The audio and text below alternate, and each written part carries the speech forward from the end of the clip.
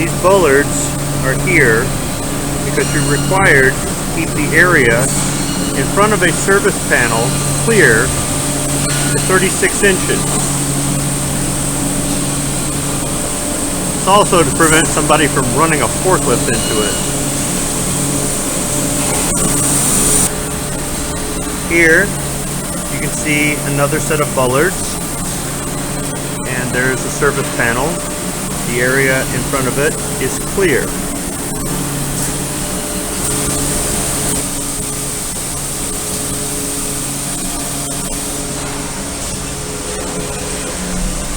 Here we have another set of bollards, and there on the wall is a service panel, which is obviously blocked. This is a code violation. You don't necessarily have to put some sort of barricade in front of the service panel. You can simply mark the floor with a sign.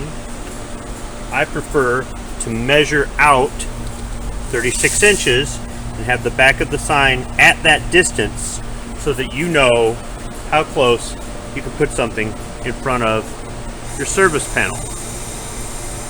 Although the bollards do allow a certain level of protection that the sign does not afford.